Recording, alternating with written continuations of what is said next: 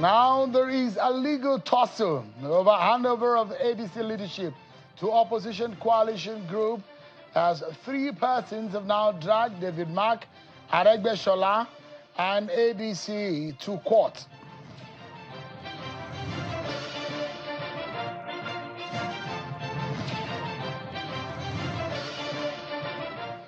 And the controversy over Lagos local council polls raised questions over legality, conduct, and readiness of the commission. We'll be looking at a Saturday crucial election in the nation's commercial capital.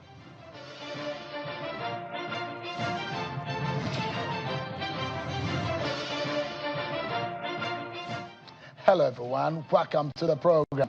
This is Politics Today, live on Channels Television. I am Sean Wakimale here in Abuja tonight. We'll try to give you a sense of what is happening in Lagos. Of course, you do know that Lagos is a big deal when it comes to politics and the economy. It's a commercial nerve of the nation and the commercial capital of the nation. And when it comes to politics, in terms of numbers, the intrigues, the controversies, everything is always upbeat when it comes to that city.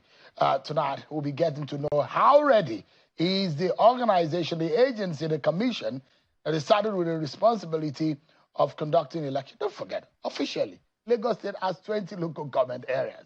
But Lagos State, from the days of Governor Bola Tinubu, as it then was, created 37 more LCDAs, making it 57. But by law, it's a conundrum.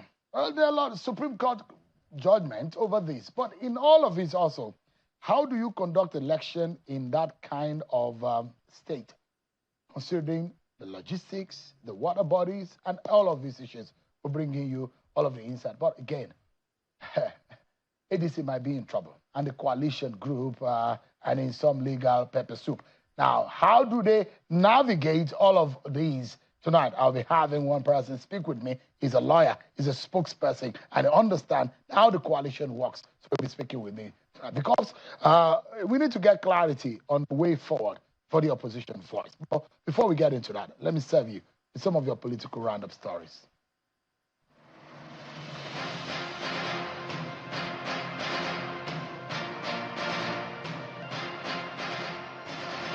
President of the Senate, Godswill Akpabio, says certain expectations of Nigerians are beyond the responsibilities of legislators. The Senate president points out that legislators are primarily responsible for lawmaking, but Nigerians expect them to do much more, such as infrastructure development. He stated this during the open week of the House of Representatives. People don't understand that legislators are not supposed to build roads. They don't understand that they are not supposed to give employment opportunities. They are not supposed to cite industries. And all that. So sometimes we tend to have a lot of high turnover. Meanwhile, the Speaker of the House says with the ongoing constitution amendment, 10% of seats in the Senate and House will be reserved for women, while 5% of the seats in both chambers to be reserved for persons with disabilities. The 10th House will pursue vigorous collaboration with the State House of Assemblies and all stakeholders to ensure that the bill on the reserved seat is passed and become part of our Constitution before the end of this administration. The Senate has passed for second reading a bill aimed at enhancing the nation's digital economy and governance structure. The bill, sponsored by Senator Shuaib Afolabi Salisu Ogun Central, seeks to establish a comprehensive legal framework to support electronic and digital transactions across Nigeria. It is also designed to strengthen the country's digital policy architecture and provide greater certainty for digital surveillance delivery. The proposed legislation is expected to pave the way for the safe and responsible deployment of artificial intelligence, AI, in both the public and private sectors.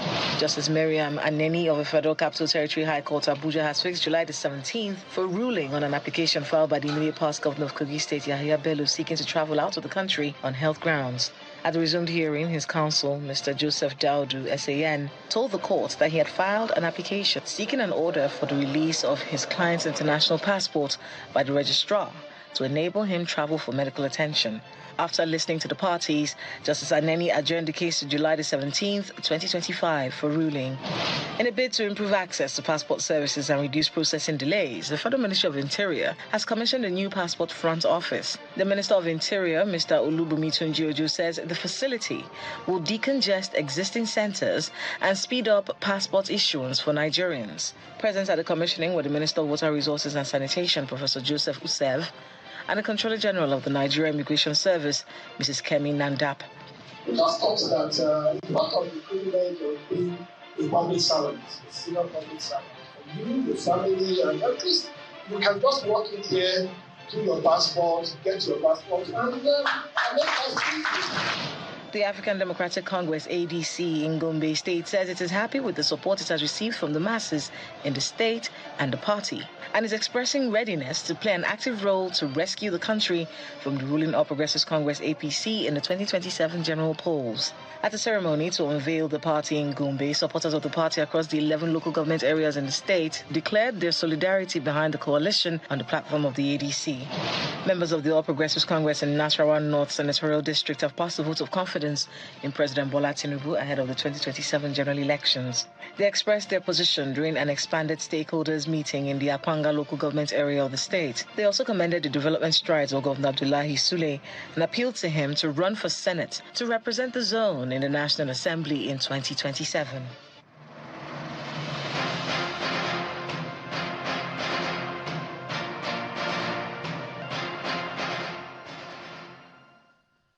Thank you very much, everyone. Let's get to our very first conversation tonight. And I'm taking you to Lagos tonight. We'll bring you a conversation in Nigeria's unfolding local government election in Nigeria's commercial capital, Lagos, mounting concern over the upcoming LG elections scheduled for this Saturday. The Lagos State House of Assembly has formally summoned the LASIEC chairperson, Justice Mobolanle Okikiola-Ihile, to explain a raft of troubling issues from the rushed and opaque release of election guidelines, which has raised a lot of questions to those stakeholders and to the utilization of adult staff and the deployment of electoral systems, whether beavers or manual. Of course, the Inter-Party Advisory Council, IPAC, is in the representation of all 19 registered political parties has openly criticized the late announcement of July the 12th date for polls across 20 LGAs and 37 LCDAs, demanding clarity on a January-approved amendment to the LASIEC law that expanded its remit to 57 councils. Opposition parties have also raised alarms about LASIEC allegedly impeding their campaigns ahead of Saturday's vote, with constitutional questions pending and voter confidence wavering.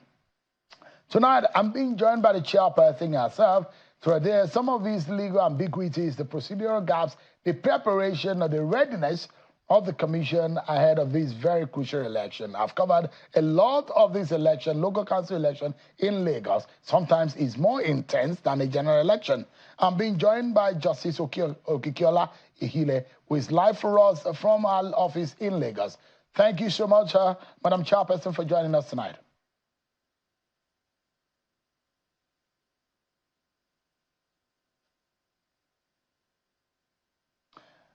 Chairperson, can you hear me? Yes, I can hear you now. Good evening. Good evening. Thank you so much for joining us tonight on the program. It's my pleasure. Yeah, how ready are you for Saturday? We're very ready. Yeah, I'm very ready. Yeah, I'm actually worried for you. You know why? Your board was constituted in January this year. 4 or 5 months down the line, yes, you are getting ready for a local government elections. And you know Lagos very well.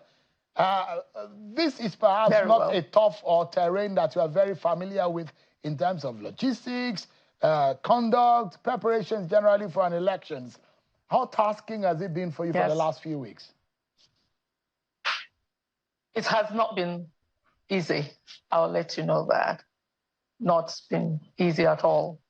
But we just knew when we came in that there had been a lot of time wasted. And we had to just make sure that we were up to the task And we did move on. We did move on quickly to familiarize ourselves with the type of work we were called to do. And with that, I will let you know, Sheil, that we visited the local government, the LCDAs, our offices there, where we have our electoral officers, for them to know us. Apart from that, for us to know what they will need, especially regarding our storages there. The law allows us to have offices in each of those local governments and LCDAs. We did that. Then we called parties. We had a lot of meetings with IPAC before bringing out our timetable and guidelines. We also visited the security agencies. These are the police, the DSS. We visited the IG as well regarding security.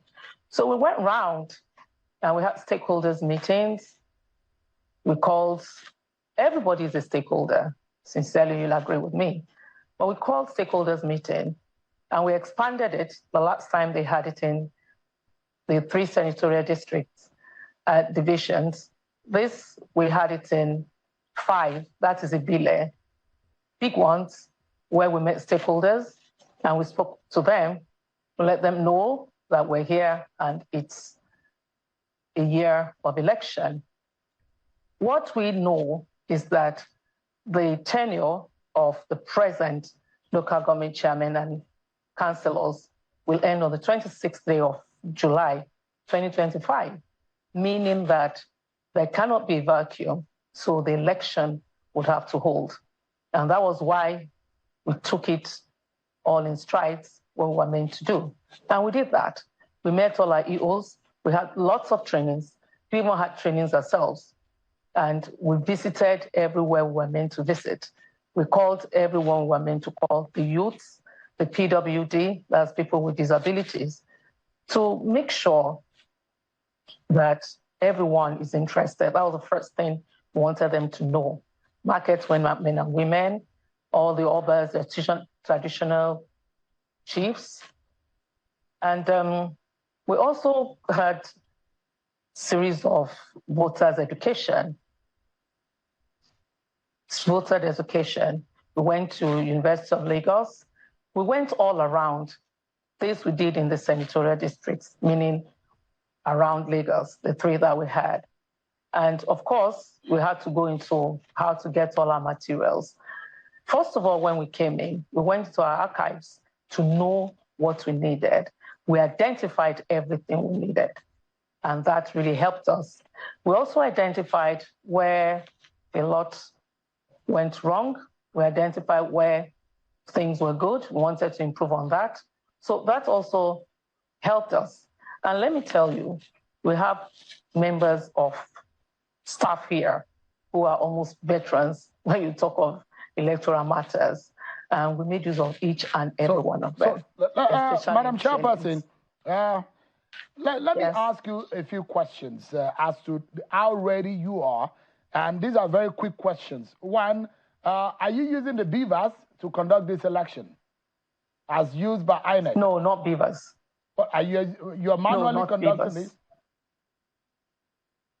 Well, in between, we have some electronics that we're going to use, and it's in between, and we can also use manual.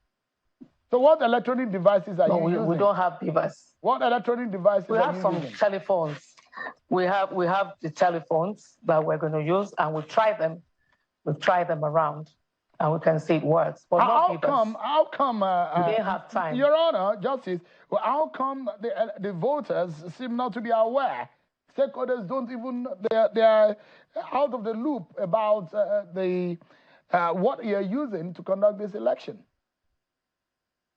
We do tell them when we have meetings, when we have the opportunity to meet them. We tell them, we let them know that we have options. We have options because we have gone to the riverine side. That's where we have problems, really, with the gadgets. we got prepared to use. We have a bit of problems there at the riverine sector. When you say gadgets, apologies to butt in. When you say gadgets, it's only mobile phones that you have mentioned. What is this? What are you using mobile phone to do? Is it on WhatsApp? You're transmitting the result, or how exactly?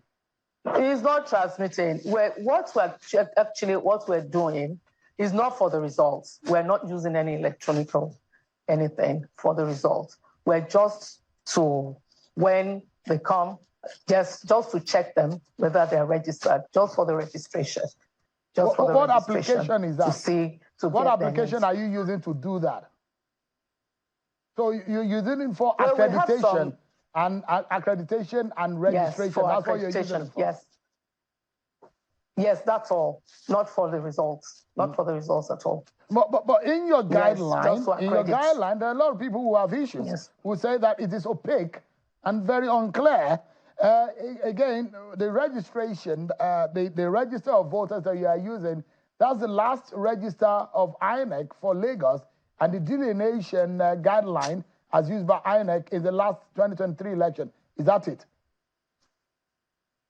Yes, that's what the INEC gave to us. It's only INEC that can give us registers. We cannot. We do operate that. It's only INEC. It's what INEC gives to you. INEC gives all the register. INEC gives the PVC.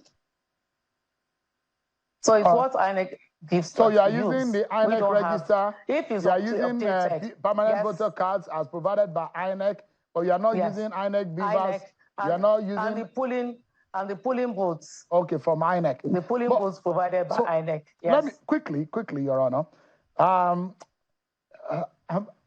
I look at some of the issues, and I discover that your commission, as led by you, perhaps is threading on some legal landmines, and you're very much aware of the law because that's what you've done all your life.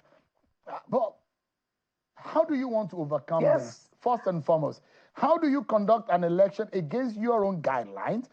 Madam, the law says that specifies when the election should hold to the tenure, the end of the tenure of those who are in office.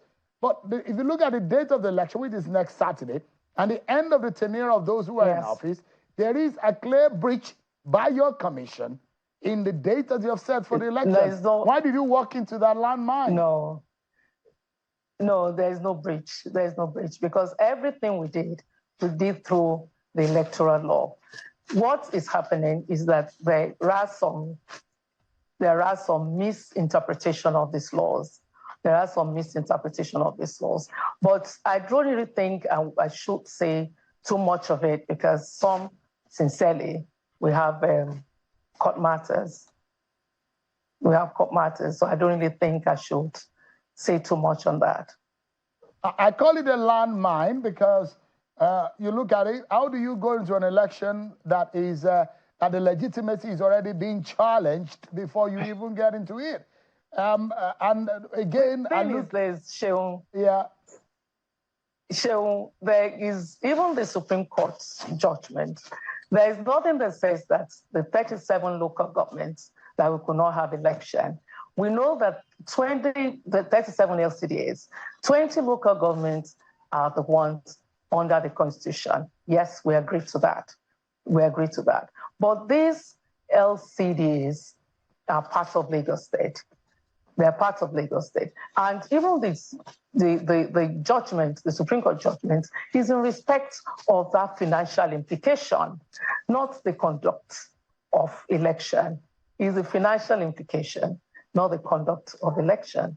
So until we have this one, then we know. There is nothing that says that elections cannot hold. That election cannot hold on the 20th. No, but maybe there is LCDs. But what we have done for a long time is the interpretation of the law and making the public understand the position of the law. Exactly. But clarify for us, because how easy are you going to go into an election when the lot of people will think, as the law prescribed, that 30 days before the expiration of June, mathematically speaking, the Saturday next 12th of Saturday, July. and the end of the tenure Yes. is less than 30 days. Make us understand, ma'am, how this is in line with the law. No. The interpretation does not say that less than. No. It's just the way they're interpreting this law. But as I did say, if it's in court, I know that I cannot say too much to it.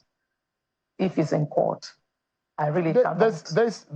I'm not sure, because we are not discussing the meat of the matter in court. We are discussing their preparation for the election. That is what is in court. That is what is in court. We have that. It's in court. But nothing has stopped us from conducting this election. No. So again, the question, that there are a few things that has been very difficult and has so cast in iron in our constitution. One of it is state creation and boundary adjustment. The issue of local government, every local government is captured in the constitution. Almost difficult for you to even change the letter in any local government. And there are a few other issues that are cast in iron in our constitution. Give us an understanding how the carving out of the 37 LCDAs and the 20 LGAs by the Constitution of the Federal Republic, there are only 20 LGAs that are recognized by the Constitution. Lagos has 37 LCDAs, making 57. You are conducting elections with 57 LCDAs.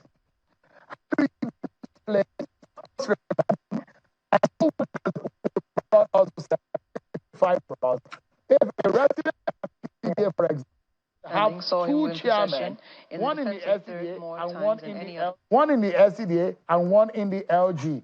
What does this mean legally? Even Lagos State, it's not as if it's been extended. Lagos State geographically has not been extended. It's just the fact that what the extension, sincerely, is the fact that there is a lot of development. That is all. There's a lot of development. And this Supreme Court judgment did not say they did not recognize LCDs. It's not even part of it. What was there was 20 local governments who benefit financially. And nobody is saying no. But these LCDs, they have to also be manned. They have been manned. And how the 20 local governments, they collect the money as 20 local governments. So that is what I'm saying, that the interpretation is very important. There is no law that says 37 LCDs should not survive, or that 37 LCDs that shouldn't definitely be a conduct of election. No. A conduct of election. And just a moment. I also want to repeat the fact that if something is in court, it's sub judice. I shouldn't. Based on your position, just a moment. Based on your position on the LCDA, and I'm not sure if you are aware of the position of the court in a case between Fuad Oki versus All Progressives Congress and Independent National Electoral Commission. And let me read a portion of the ratio of the judgment of the court. Yes. And it says, restrained, ma'am, that Lagos State should not conduct election in scheduled congresses or in the local council election areas in other number of local government areas in excess of the 20 constitutionally created and validly recognized local government areas. It also went further to order a perpetual injunction restraining that from approving, supporting, or otherwise recognizing 57 local government areas and local council development areas. This is a judgment of court. I'm not sure you're aware of this, are you? Yes, yes, I am. We have in our laws, that is the mandate of the SEC. In the laws, that's the mandate of the SEC to conduct election in 20 local governments and 37 LCDAs. And mind you, probably you are not aware that there is even an amendment to the law, the LASIEC law in Lagos State 2025. There is nothing that deleted 37 local governments. But what in terms of the hierarchy of the laws now, the position of our court, or the creation of a law of a state assembly? Yes, Seun, that is what I'm saying, that this particular issue you are discussing is in court. Is in court. So that is why I said I would not want to dwell on it. Let me quick ones. And there are, enough is enough as an organization, for example, had written to you and I have copies of their concerns. Stakeholders engagement, political party engagement, voter awareness. They're accusing the commission of very little engagement. And they're claiming a lot of Lagosians don't even know elections are happening. On your website, it is not optimized. The amended law of January, the list of candidates, all are not there. And this concern, how do you deal with all of these issues? Because most of them are sincerely not true. We carried along everyone. Someone just commended us at an interview some moments ago that the awareness is enormous. Every BRT vehicle in Lagos State carries a sticker. Every downfall vehicle carries a sticker. Every Marwa, the smaller ones, carries a sticker. And we also have all around the 5 divisions, we have billboards all over. Jingles, interviews, they know. And we've invited stakeholders severally for meetings. Definitely, they know they're aware. They're very aware. And they have said that the awareness here now. So quickly, we need to wrap up. Yes. Yes. The court was restraining Labour Party LASIEC from accepting candidate from Labour Party. Is that still the situation? How many political parties have registered for this election? How many are you accepting based on some of the court cases that have been up against this election? They have 15. The court has not restrained anyone. So Labour Party is on the ballot? Yes, because INEC gave us the section. They have about 4 factions in Labour Party. And we approached INEC, and INEC gave us the faction that we should interact with. And that's exactly what LASIEC has done. Which faction is it? Well, I think the one headed by Pastor Dayo Ekong. Right. So we have a letter given to us by INEC. So you said you're ready. Yes. But I understand that your ad hoc training started today. Ad hoc training has started, not today, days ago. Not today, days ago. Insider information within your commission we have different says that your ad hoc election staff training started today, and I'm worried.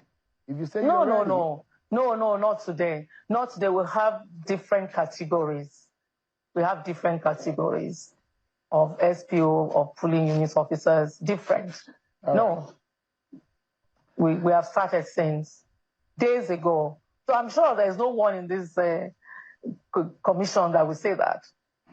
There's no one in this commission that will say that. I dare to say, my Lord, I rest my case like you have always heard in your courtrooms. But thank you so much. I wish you the very best. May your road be rough. That's what they say.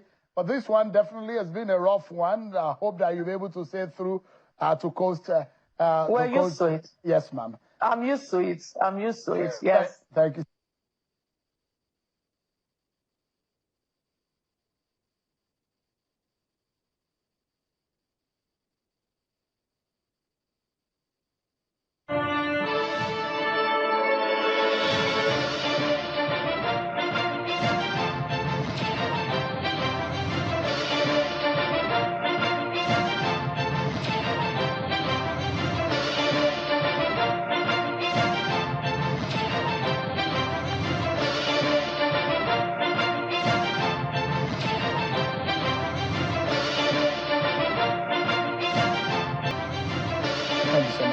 Let's get straight to it. There is now a court case that has been instituted. The court, the file, suit number rather, FHCABJ TS 1328 2025. And the suit is between Adeyemi Emmanuel, plaintiffs, Ayodeji, Victor Tolu, and Aruna Ismaila against African Democratic Congress, ADC, the Independent National Electoral Commission, Ralph Nwosu, Senator David Mark, Raouf Aregbesola, and Bolaji Abdullah is an originating summons. And within 30 days, the originating summons opener says that after the service of this summons on them, inclusive of the day of such service, cause an appearance to be entered on them to this summons. So there are questions for determination, which is going to be what we'll be opening with my guest tonight. Okonkwo is the presidential campaign spokesperson for the Labour Party in the 2023 election, a politician and a lawyer. Thanks so much indeed for joining us tonight. It's my pleasure, and thank you, viewers, for joining us. Are you surprised that this is coming? No. You thought it's coming? Absolutely. What do you expect when the ruling party has become jittery, that the party that will take them out with their incompetence and corruption has just appeared in the hemisphere politically of Nigeria? We are used to all these shenanigans. Now, let me make it very clear. The Supreme Court is very clear that the issue of the leadership of a political party is the internal affairs of a political party that's not justiciable. There is no jurisdiction of the court to interfere in the leadership of the ADC. And I had the opportunity of just going through the determinations. I'm sorry to say, low intelligence, low IQ. I couldn't see the provisions of the ADC that they enunciated. It was just in one, they were saying Article 9D. Article 9, if I can remember, talks about the rights and obligations of members. And in that particular place, they say the NWC has the power to waive the provisions of compliance to eligibility to contest election. And let me make it clear. You were interviewing Kachukwu one time, and you told him, who is the chairman? He said, Nwosu is, this and that. You asked him, if Nwosu is not the chairman, who is the chairman? He said, nobody. Now, let me say, can there be any party where there is vacuum without leadership? So who is the chairman that is questioning the authority of Nwosu? Because you have to have local standing before you even talk. And who is interested in being the chairman? Nobody. No alternate chairman. We did our due diligence. Every court case before we accepted ADC has been reconciled through ADR. That's why you're seeing fresh cases. No other case. But look at what the hand of some of the and the voice of Jacob. Some of the determination. The hand of one Adeyemi and the voice of APC. Really? You think they are members of the APC?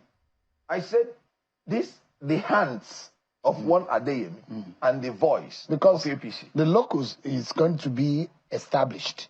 And whether or not, if you are not a member of the party, whether or not you can challenge whatever is the ongoing in the party. That's what I'm saying. They are talking about leadership. Are they part of the leaders? But as a member of the party, can they challenge the issues in the party?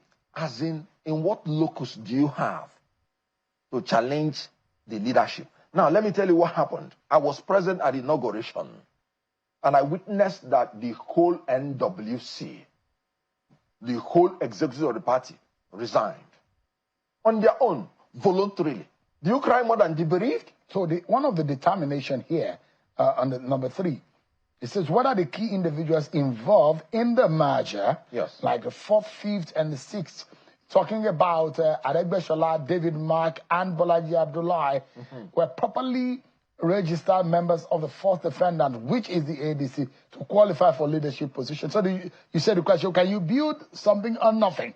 Can you be a leader in a party that you don't have a membership of? And I am asking you, those people purporting themselves to be the claimants, are they the people responsible to keep the register of the party? So how do they know? What is their business? That's what I'm saying. On what locus? The executives are telling you that these are their members. And they resigned. And they told you these are the interim leadership.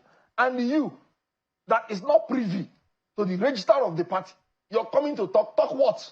Are you privy to the constitution of the ADC? Are they executives? No, are you privy to the constitution of the ADC? This is it. All right. Does this? And they gave it to me. Is there any place that makes provision for interim leadership of the party? Now, let me ask you. Assuming, without considering, that there's a natural mishap, I'm not even going to the constitution, that consumed all the leadership of the party. What do? You throw away the party. I'm asking. Because all of them resign. So what do? Why do they use the word interim? Why do you use the word acting? On what grounds also, when people say they are still members of their party, members of Labour, members of PDP, members of APC, but they are coming into the ADC and they say they remain members of those parties until further notice. Those people are not part of the defendants. I have seen the resignation letter of David Mark. What about Aregbesola? Well, I know they are members of ADC.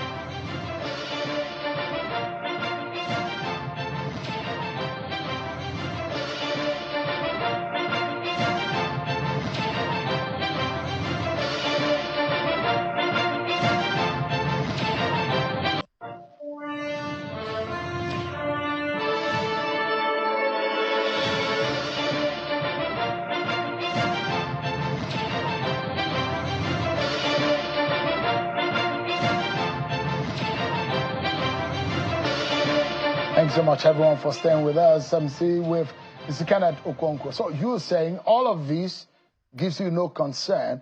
The membership is solid, and you are moving forward. Yes. And you're not deterred by this. So, again, what I want to tell you is there is no express provision in any constitution that when somebody wants to resign, he must put it in writing. So you can resign by conduct, orally, or in writing.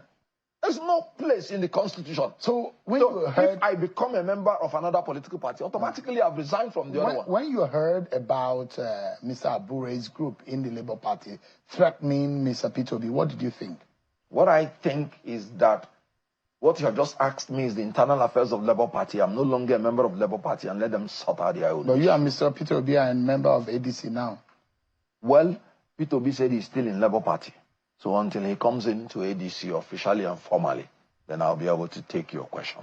The APC and the government of the day, he said that whatever is the constitution of the people in ADC is of no consequence. They are wasted and of inconsequence. The people and the movement called the ADC or the coalition. Well, who said that? The government has said so. You still believe this government? The government also told you that they are going to give you 12% increase in GDP. Have they been able to exceed 3%? This government said they are for the welfare of Nigerians. You know, I told my people, I want to travel to Enugu State to establish ADC, and I may want to stay 2 days there. And they told me I have to set aside about 800,000 naira. Because the flight, one-way ticket, is about 250,000 naira. So when you go and come back, stay in a hotel for 2 days. Have you tried and do other things? Have you tried Enugu? Oh, beautiful. You know, I congratulate my governor for the inception of Enugu Air. I had made my booking before then. I will soon try Enugu Air. And I enjoin every Nigerian to come to Enugu Air. the state of peace. You will pay for that advertisement. But the big question here is, how do you know Bola Tinubu very well. Yes. You know the APC as presently constituted. How do you want to defeat that tendency in our political climate at the moment in 2027? Now, it is a very easy thing if people would yield to strategy and not sentiment. Give Bola Tinubu his own style, his own strategy, and he's back to Bodilon. What did Bola Tinubu do in 2015? He went to the north, picked a man that he knows that all the Northerners are in support. As at that time, Bola Tinubu wanted to be president because he said it's his lifetime ambition. But he knew that if he, as a Southerner, tries to take out an incumbent Southerner, he will fail. Because nobody has succeeded from the same section of the president, incumbent, to take out an incumbent president. He went to the north and brought a man that he knew that all the Northerners are supporting. And when he brought him, any combination from the south took out Jonathan. And he bided his own time. And he came in later to become the president. That is strategy. If my own strategy this time around is that I am going to support a Northerner in 2027. Really? Yes. And it must be my condition to the Northerners. It must be a Northerner that the whole North will be willing to support. Like an Atiku. If the whole North is willing to support an Atiku, why not? Or a Tambuwal. If the whole North is willing to support, why not? Or an Erufai. Good. The person must be qualified, must have experience, and if he has experience in the presidency, it's an added advantage. And when we put up anything from the south, that will push him through. Let me tell you. But would that be fair? Would that be fair that there was an 8 years of Buhari, a 4 years, if the case is the way you have put it, of Bola Tinubu, and then now the South has not had a share of 8 years in the rotation understanding of Nigeria, politically speaking? Would that be a fair game? Good. Thank you for this question. And let me use this opportunity to clarify. The term of the president is 4 years, not 8 years. According to LASIEC, what they agreed initially is that this post will be rotated amongst the geopolitical zones for 4-year term. And it will, in 24 years, it will have completed. But when Obasanjo came in, that was why Ekweme contested for 2203 election. That was when he said it. When Obasanjo came in, he took 8 years. But what happened? When Yaradua came in, before he finished one term, he died in office. Did they not insist that he must finish his 8 years? The answer is no. You know why? It is one term for the president, and the 8 years is for the incumbent. If the incumbent is doing well, if there is a supervening event that stops an incumbent halfway, the other half is there for every Nigerian to contest. And if it goes to the other side will now spend 4 years. That was what happened between Yaradua and Goodluck Jonathan. Yaradua spent 4 years. Just take it 4 years. Of course, you know he died before the 3rd year. And then it was a supervening event that did not allow the incumbent to finish the 8 years.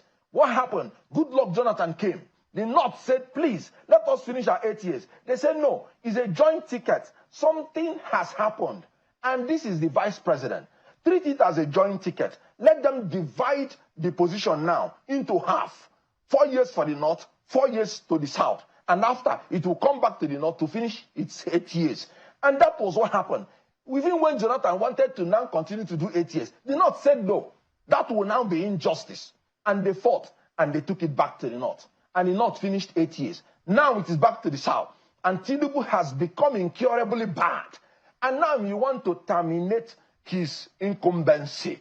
Anybody telling you that it's injustice, if the North comes in, if the South comes in, and whoever wins in a primary election will take it for 4 years. Where is the injustice? It has happened before. And anybody telling you to bring a fresh Southerner to compete against Tinubu, a Southerner, is trying to tell you to zone the ticket to Tinubu, and Tinubu will win outrightly. So you are saying that invariably that Tinubu's possibility of becoming or being re-elected in 2027 yes, is incumbent on the opposition fielding the same candidate from the same zone. But that if the opposition wants to beat Tinubu and the APC, yes, the candidate must come from the opposite zone. Absolutely. And I'll give you the reason. In 2019, the opposition wanted to use Atiku with Obi to beat an incumbent Northerner who had just done 4 years. Did they succeed? No, they failed. And what happened? Tinubu, strategically, in 2015, he used a Northerner to remove an incumbent Southerner. Did he succeed? Yes.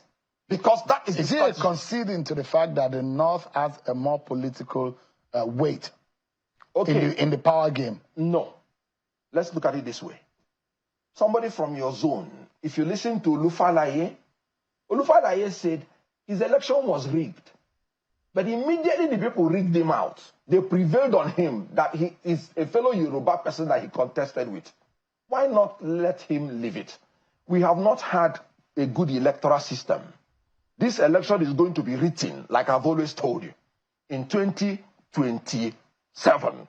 They have already prepared it. Have they done electoral? Yes, have they done Do you have evidence to that? No, I told you 2023 there was technical glitch, and they have not given us the excuse till today. Technical glitch, by my own definition, is the process of suspending an election so that you can write it instead of transmitting it. And there is no assurance that you do not have in 2027. If you say so that if they write the 2027 and is a fellow Southerner that you're competing with, they will prevail on you. Please leave him. He's your fellow Southerner. And then that is how they will steal the election. So if you bring somebody from the Southeast, even if you win, they will steal it from him. Let me tell you the strategy that will make the Southeast man to be president. Do you know the Southwest has never contested election against an incumbent? Strategy. Because they know in Nigeria, if you don't have the establishment supporting you, even if you win, they will steal it from you. Olufalaye said it was stolen from him. If you ask me, I will say we won the election in 2023. It was stolen from us because we didn't have. Peter Obi won the election. That's my belief. In 2023, I believe it.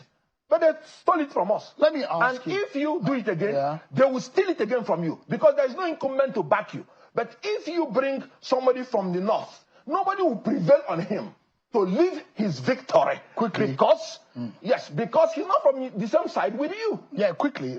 How do you then tell Nigerians that the ruling party has said, these people are spent. They've been in power. Yeah. What new thing do they want to bring? How do they defend the failures of the past government, which they were part of? Some past governors, past ministers. How do you defend that the failures of this country in the past, you are coming and you say you want to redeem it? Would Nigerians believe the coalition and some of the elements in it? Okay, let me give you an example. The worst of PDP now has become better than the best of APC.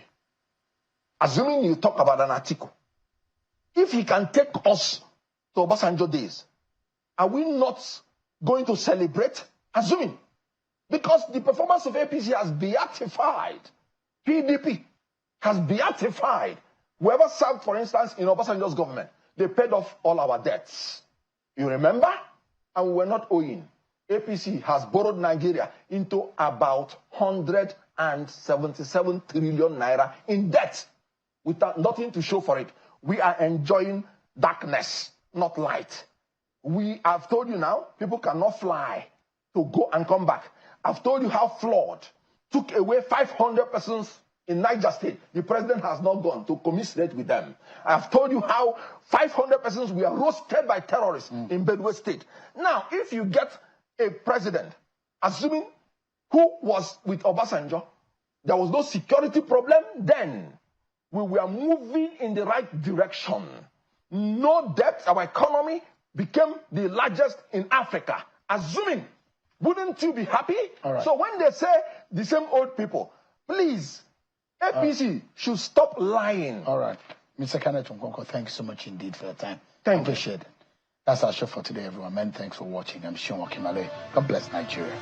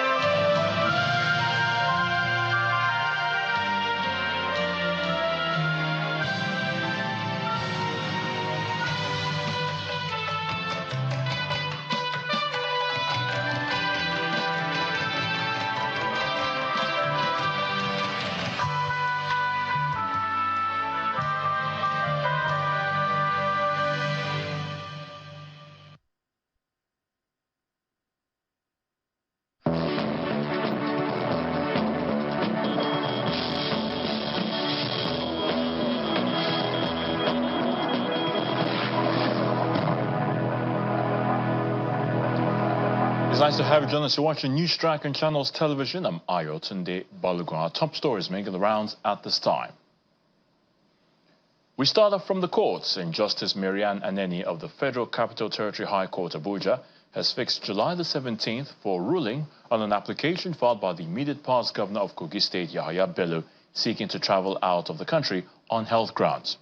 At the resumed hearing, his counsel and senior advocate of Nigeria, Joseph Daudu, told the court that he had filed an application seeking an order for the release of his client's international passport by the registrar to enable him to travel for medical attention.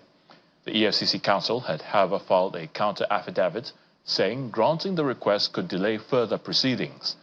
In response to the prosecution team's counter-affidavit, Mr. Daudu said the defendant's team had also filed a further affidavit of 20 paragraphs filed on July the 7th this year and deposed to by the applicant himself with 2 exhibits. 3 members of the African Democratic Congress, the ADC, have filed a suit challenging the interim leadership of the party, led by the former president of the Senate, David Mark, before a federal high court, Abuja. In the suit filed on July the 4th, the plaintiffs, Adeyemi